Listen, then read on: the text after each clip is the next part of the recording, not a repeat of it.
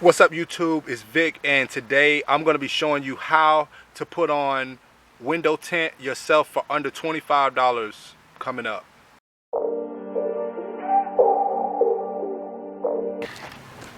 Okay, in this video I'm going to be going over how you could do it yourself and put window tint on. I'm using Gila 20% heat shield window tint. I'm going to put the link for these products in the description. Also the kit, which I don't have the packaging right here with me, but the kit that comes with a razor, a squeegee, in case you need that. I'm going to also put that in that link in the description. But I'm going to be showing you the quick and easy way that you can do this yourself. The first thing that you want to make sure that you do is go around and clean all of your windows inside and out. Make sure you remove all grease and dirt of anything that could get in the way of the tint, and you're going to need the outside of the window first. So I'm going to be going over step by step what you need to do. Okay, the first thing you want to do is you want to take your roll and you want to roll it out. I'm not going to be able to hold my camera and show you at the same time, but you want to basically roll it out and cut it the length of the window. I'm about to do that, and then I'm going to show you the next step after that. Okay, now I got a tint cut. You just want to make sure that you cut a piece that covers the complete area of the window and that it'll lay on the outside. Also, another tip, cut it.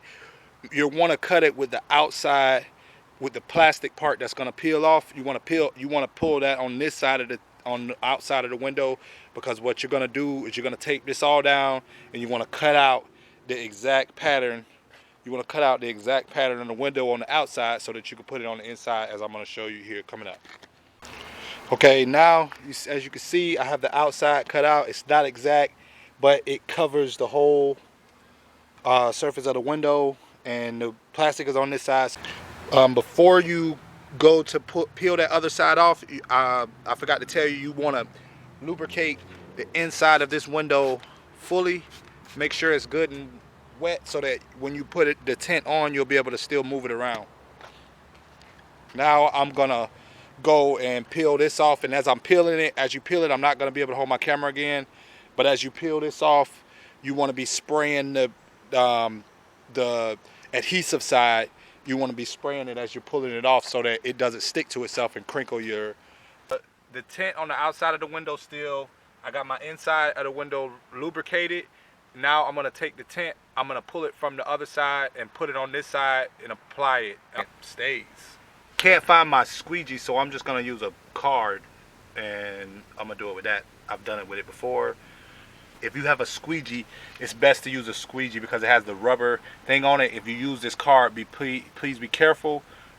Maybe try to wrap it with something like a towel or a paper towel and wrap it like this, but it's going to be wet because you're going to wet the outside of the tint, and so it makes the drag go easier, but I'm going to do it without.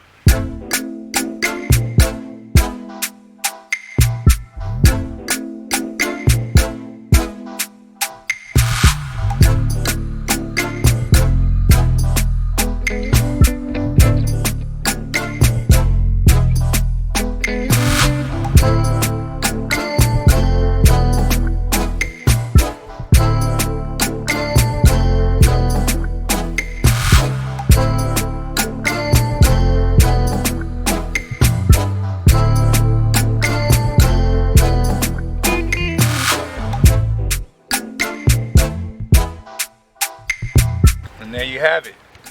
Now you got it on. I know you can see, I don't know if you can see, like, it's some run spots right here, but all of that will straighten out once I cut around my edges, and that I can get, that's just air letting in on the edges. So I'm about to do some cutting and get around. I'm about to do some cutting around the edges and get all the air bubbles out.